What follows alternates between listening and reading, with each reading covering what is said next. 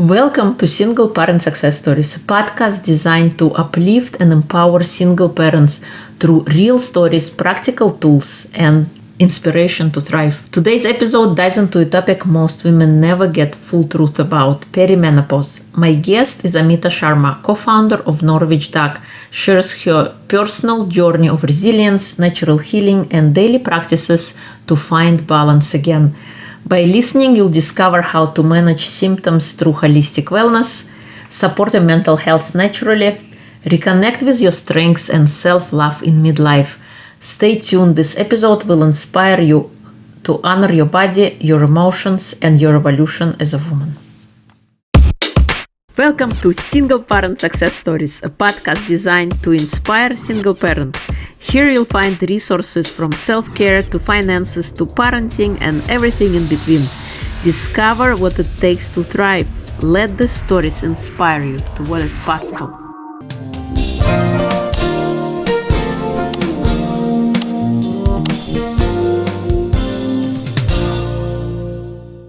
Before we start the next conversation, I want to invite you to check out my amazing book, The Gift Inside, a powerful guide for healing your body, mind, and soul. Reclaim your strengths and awaken your true potential. Whether you are navigating heartbreak or simply seeking deeper fulfillment, this book offers the tools to turn your struggles into triumphs. It is time to unlock the gift within you. Available now on Amazon, or you can check it out on my website www.irinashahovtsov.com. Amita Sharma, she's a co-founder of Nourish Doc, a global holistic wellness platform for women to manage their hormone transition from PMS to postmenopause. Inspired by her perimenopausal journey and working in a high-tech world, she felt unsupported. She needed to bring the taboo topic of perimenopause to the workplace for an open discussion. So welcome, Amita. It's a pleasure to have you. Thank you so much, Irina. I love the work you're doing. And we'll talk about, how the perimenopause journey can impact relationships. Eventually, you end up being a single, at this mid-age and you don't know what to do. Yeah, absolutely. Yes. So thank you. So please share with us who you are a little bit outside of your bio. I am not a health expert. I just happened to have this crazy journey when I was going through perimenopause, and I was quiet. I had this silent struggle that the conviction in me wanted to say, oh, go talk, seek some help. But then I was so kind of scared of age discrimination, being judged, and not getting much support from the medical fraternity. All of these things, it just actually just had a very strange impression on me as a person, right? That whole experience. And then a few years back, I wanted to do something in holistic. I wasn't sure what. And I actually ended up talking to about 5,000 women experts all over the world. And this topic of menopause, perimenopause kept coming in. In fact, a lot of women in their mid-age, they were single. And they kept talking about, emphasizing the fact that how their relationship changed when they were going through this menopause journey, loss of libido, with their spouses, and that might have impacted their divorce and being single, So that's the kind of context. And I said, let me dig a little bit deeper into this topic and see. And that's where my journey came around in becoming sort of like an advocate for mid-age women to help them navigate not only their physical symptoms we're talking about, their emotional, social, spiritual, all of the above, even financial, because it impacts your entire whole well-being, right? That's sort of my background in the last 5 years. Before that, it's a long story of my childhood to becoming here. I think we don't have the time to do it. Yeah, thank you. So what was one of the surprising things you found in your journey as you started exploring more about perimenopause? So I was quite honestly, I did not know some perimenopause, the word. If you ask my opinion, must ask me 2 years back. I'm not joking. I had no clue that this thing lasts for 10 years or so many years. I was like completely shocked when I realized, how this whole journey, and that explained my personal journey, And I'm like, oh my God, it's not a switch. You know how the menstrual health, when it starts. And then I thought it's an off. It's not like that. It's not an on and off switch, unfortunately. There's a transition period that for women, when they turn around 40 or early 40s, especially in the United States, it's the body starts preparing you. And that was the shocking part. And a lot of women, if you ask them, they understand the menopause, 50s, early 50s, but they don't understand the fact that they have to now go through this torture, right, of so many years. And that's the shocking part.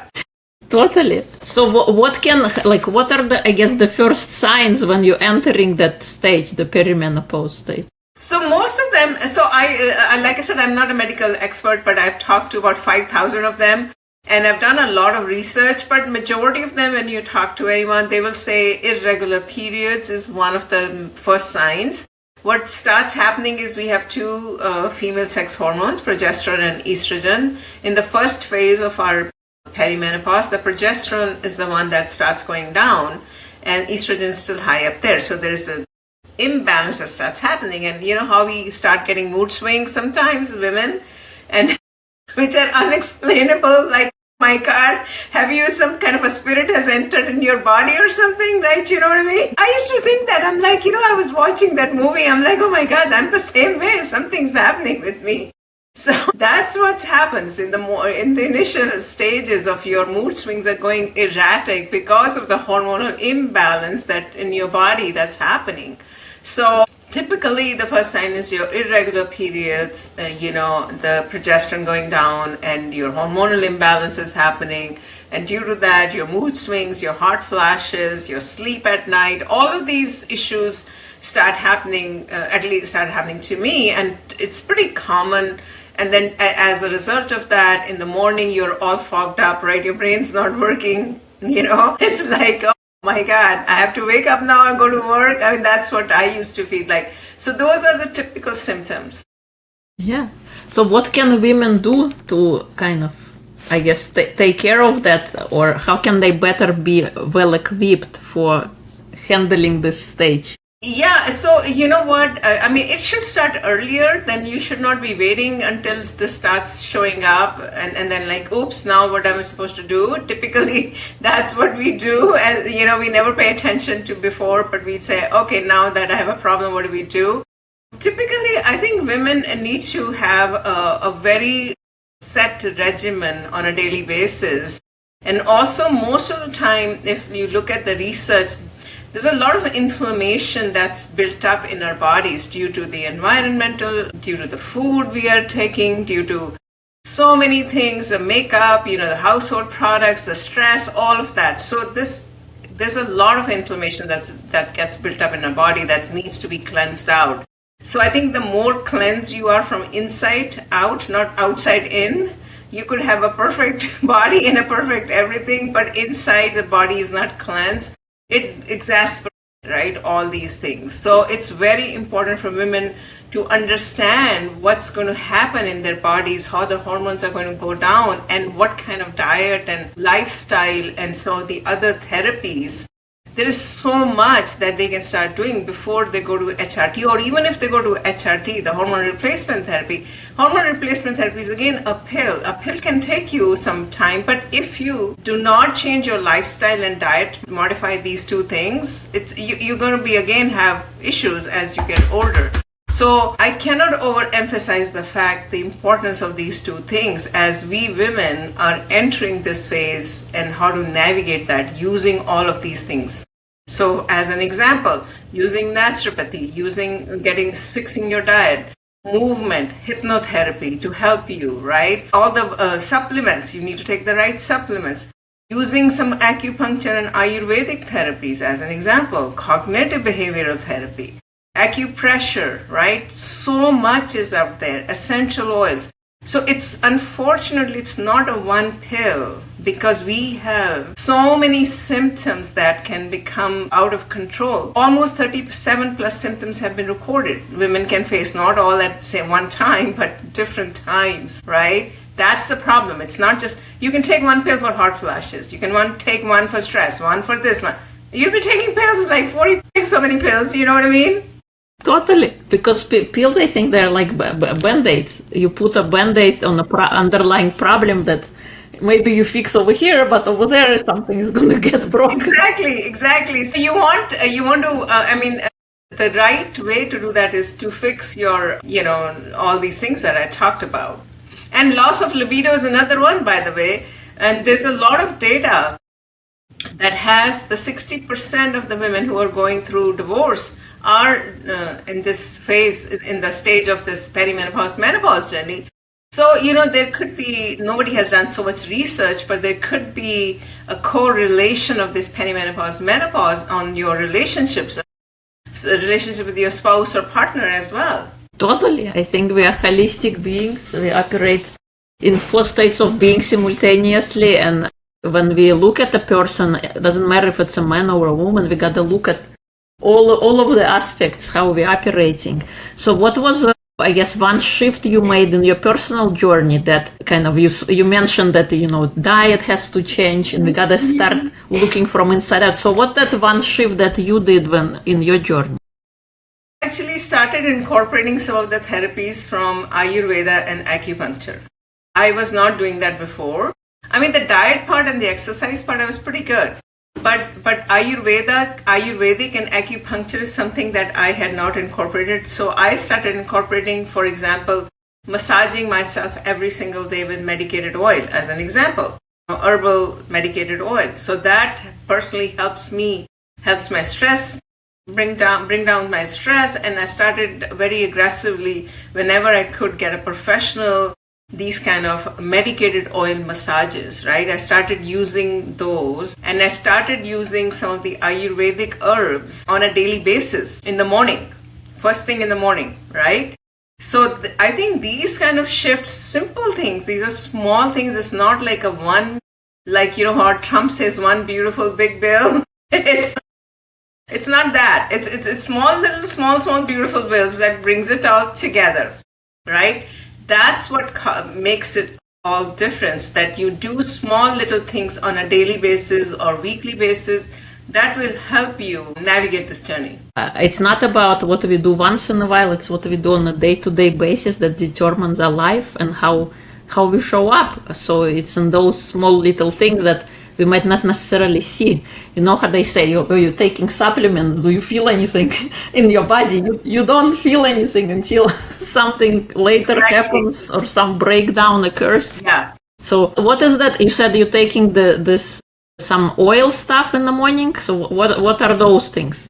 So morning is very important, right? To get your energy right. And then also your gut health is very important. You need to basically have bowel movements every single day. So because more for women, because gut health, most of the women during this phase can have constipation. That's not good. And it's directly related to anxiety and depression and all those things, because your gut health and mental health is connected. We know that, right? Get that thing going. In the morning, what I do is I have a tea. It's called CCF. It's basically carom seeds, right? Fennel seeds and cumin seeds. So I put these 3 seeds in a boiling water. I put a root of ginger, a root of turmeric inside, and then I boil it, and then put a dash of a little honey and a lemon. So it does wonders. I'm telling you, I never had any, knock on wood, don't have gut health issues until I'm traveling to some strange country. Whenever I travel somewhere, so then of course I'm having all the strange issues, right? Because of the jet lag. But if you have something like this, because these are anti-inflammatory, ginger and turmeric, we know that. There's a lot of research on that. And even these seeds that I talked to you about, cumin, carom and fennel seeds, if you look up in PubMed, they are great for digestion. And also there's another herb that I put is Triphala. Triphala is an Ayurvedic herb that actually has a lot of science behind it for digestion. So we put that to get the digestion going, right? To get everything going. And sometimes I'll also put a little bit of ashwagandha. Ashwagandha is great for your stress and anxiety. And a little bit of shilajit also. That's me. Shilajit is great again. So all these things, when I drink it every single day in the morning. It helps my gut health, right? And then I'm hungry now for breakfast, so that gets my metabolism intact. Other thing what I do is every single day I have a medicated oil and I mix it with a little bit of almond oil, little bit of sometimes coconut oil and sesame oil, and I have it in a bottle. And then I massage myself, massage my legs and massage my arms every single day. Every single day. Believe it or not, I'm telling you, it does wonders because skin is your biggest organ, right? And it absorbs very, very quickly and helps me calm. It helps me stay calm. I don't get anxiety issues. And it also helps just with the joint health and bone health, which is very important. So these are the two things that I do every single morning before I eat anything. So as soon as you wake up, you drink the tea and you do the massage. Yeah, massage, yeah. And then the tongue clean. I clean my tongue with a tongue cleaner as well. That takes the gunk out of your tongue. You've got all the white stuff that kind of accumulates on your tongue. In Western culture, we are not taught about tongue cleaning. I don't know why we are not, right? But that's again an Ayurvedic thing to clean your tongue, clean the gunk away from your tongue. So that also keeps it kind of clean and nice inside. Nice. So that kind of takes care. What about your mental health? What do you do for your mental health? So mental health and gut health, I told you, very important, but I do exercise every single day. And every single day I go for a walk. So exercise is great for mental health. And then at night, I typically do some simple chanting. It's not like for 10 minutes. It's literally for 2 minutes, like some kind of a mantra chanting. It could be anything that anyone wants. I typically do that, and I'll do a small gratitude journal. I do 2 minutes of meditation. I'm not a big meditation. I can't sit still, but I'll just do literally, I'm not kidding you, literally 5 minutes, no more than that. And then at night, I try to do some time for myself, turn off my phones and everything and try to read. That's my way of mental health. But exercise, I think, is great for mental health, as well as doing something like a simple chanting, simple meditation. I do yoga once or twice a week. These are all mental health. And then I try to be happy. I try to stay happy. I think you need to surround yourself with positive people. That's important. Negativity will breed negative energy from you. That's right. So I try to do that as much as I can. Not that I can, get rid of it, but I try to put positive thoughts in my head as much as I can on a daily basis, and try to surround myself with positive people who give me positive energy. I think mental health, relationships is very important for mental health as well, right? Totally. How do you keep yourself happy? And what makes you happy? Yes. Honestly, I just try to think of the positive things that I have been given. And everyone has gone through a roller coaster ride. That is a fact of life. It doesn't matter. My life, if I tell you my whole story, I've gone through a lot of ups and downs as well, right? Everybody goes through that. So the problem is, we as human beings, we dwell a lot on the negative things that we haven't gotten, and we don't pay attention, right? I mean, including me, I spent decades trying to dwell on, oh my God, what did I do wrong? Why this happened? Why that happened? I've had all kind of relationship issues. Trust me on that. So now, how do you keep yourself sane? What do you do, right? So I'm not a religious person, but I do believe in different faiths. Different faiths. It doesn't matter, any faith, Christianity, Hinduism, Buddhism, it doesn't matter. But I do believe that there is one universe that someone is watching above us. And the theory of karma, in the sense you try to do what God has sent you on this world, on this earth, to do the best you can, given the cards that you have been given. Each one of us are born in a certain country, born in a certain family, born in whatever. We cannot change that. And I try to keep myself, okay, I'm going to try to do the best I can. And I'm going to try to avoid the other person if that other person is being negative to me, which happens in I think a lot of our cases. I do my part and I try to ignore that. That's how I have tried to keep myself sane, believe it or not. It's hard sometimes. It is. I'm not going to say it's easy, but I try to keep a positive energy in me on a daily basis. And I also try to listen to a joke, believe it or not, and I laugh. Yes, laughter is the best medicine. They say 5 minutes of laughter can prolong your life for a year. Yeah, exactly. These are some of the things that I have done with my personal life, to be honest with you. And like I said, it hasn't been easy for anyone, but what can you do? You cannot, if you listen to a lot of these gurus, spiritual gurus, whatever the time has gone, there's nothing you can do. It's gone. What you can do is present. Like even the meditation talks about being present, meaning today is the day, that the time we are present. What is it that we can do when we are present? And if you just follow this simple thing of being present and doing the right thing at the present time and keep doing that, I think that the universe will help you. I believe in that. It's a strange thing, but I do. Nothing strange. I think we dwell too much in the past, but for a mind it doesn't matter because everything is happening right here, right now. Yeah. And every time we recall a negative event of the past, we get to relive all of the emotional upheaval and trauma and all that, not just conversations, but. And the fact is, we cannot go back and change the past, but we can definitely change the future by being in the present and expressing what we want to create with our life. Yeah, exactly. I mean, talking to someone who you trust, what you have gone through as a person in the past, it could be a divorce, it could be a separation, it could be a fallout with your parent as a child or whatever. I think that can help, but you need someone who you can trust, right? Because sometimes I felt that whatever my personal life has been, if I talk to someone, nobody would believe what I have gone through, or they might judge me, right? So sometimes you feel like that, but I think it can help to talk to a professional therapist. There's nothing wrong with that. And how do you release your emotions? How do you release how you felt, irrespective of the fact that how other person did not feel the same way? And that's what happens when someone's going through a divorce or a separation too. You two are not connected. You two are on a completely different page, right? How you feel, the other person doesn't feel. And what do? You're right. As they say, 20% what happens and 80% how you react to what happens. Exactly.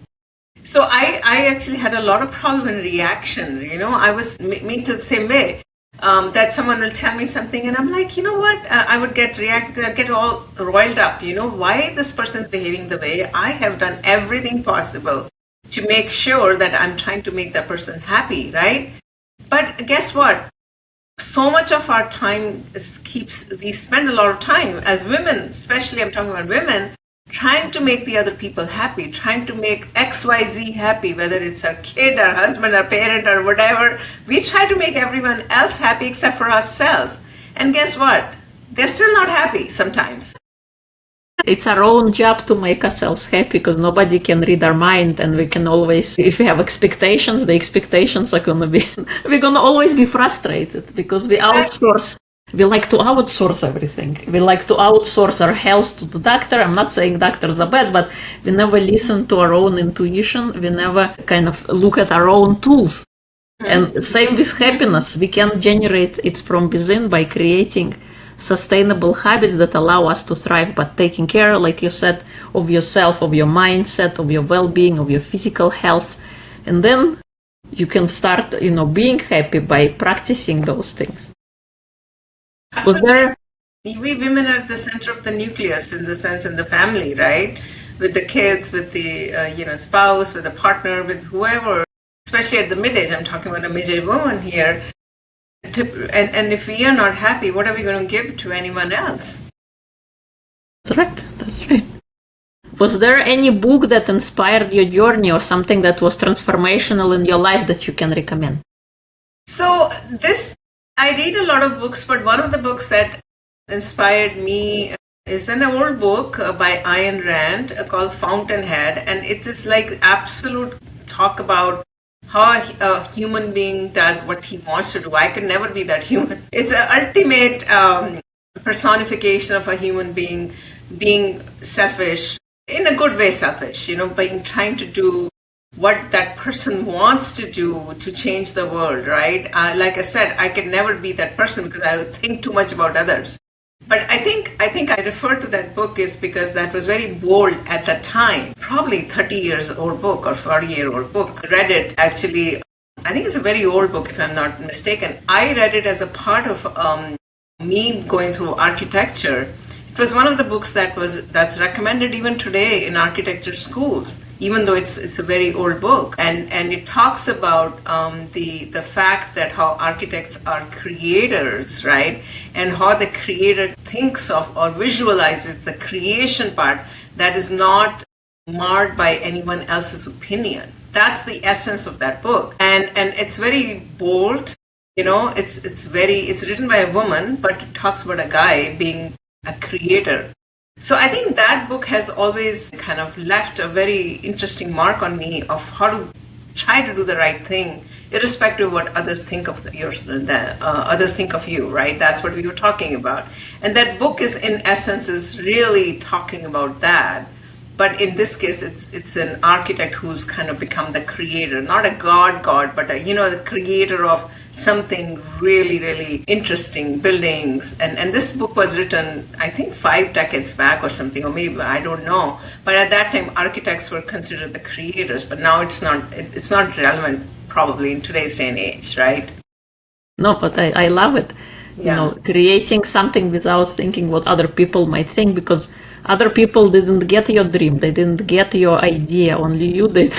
Exactly. And they're never gonna get you, they're only gonna come to you once you're successful and you came out on the other side, but throughout your journey, they're probably gonna pin you down and tell you that you're wasting your time. Yeah, and that's exactly what that book is about. That he has this vision of creating something. In today's day and age, it would be internet and AI and, apps and websites. But in that era, so to speak, that was the buildings, the creation of the physical being. In today's day, it's different, right? It's the digital being, right? Yes. Yeah. What is your superpower if you had to pick one? I think I'm a positive person, overall. I think that is my superpower. I let go of things very easily. And that's what has kept me going, irrespective of ups and downs in my life. So to me, I let things go. I let things erase and delete. I don't hold back. I don't hold bad feelings. Sometimes if someone has hurt me, I let that thing go. I think for me, that is my superpower of forgiveness and letting things go. And that keeps me going ahead. It doesn't hold me back, right? Otherwise, a lot of people, they kind of get so wrapped up with whatever has happened or whatever someone has done, and they just keep going in circles. I think that's one gift that I have been given, is letting that go. Yes, that's a very powerful gift, and allows you to live freely without carrying yesterday's garbage. You can start every day as new, fresh, and create a better experience for yourself. So awesome. I try very hard doing that. I think this is a good gift for everyone to try to forget about or try to let go. You can't forget about things, but try to kind of wash it under the, whatever you want to call it, and then see, okay, today, what is it that I can do? Focus on that. You can't change other people. You can't change other people's behavior, energy. All you can do is change yourself and improve yourself. Are there any fun projects you're working on that you like to share? Yeah, you know what? This whole journey, like I said, led me to create Nourish Doc, which to me is a fun project. Every single day, I really feel a lot of gratitude and blessed that I'm able to do this. And it is wellness, holistic wellness for women, trying to empower them in their mid-age with not only their physical wellness, but mental, social, spiritual wellness, so that they can navigate this journey of perimenopause, menopause, and post-menopause, right? With the beautiful quality of life. That's what I'm building on, and we are releasing our app in August, which is about a month away. So we're super, super excited about this. Yes. Awesome. Well, thank you so much. It's been a pleasure to have you. Appreciate the work that you are doing, and thank you. Thank you so much, Irina.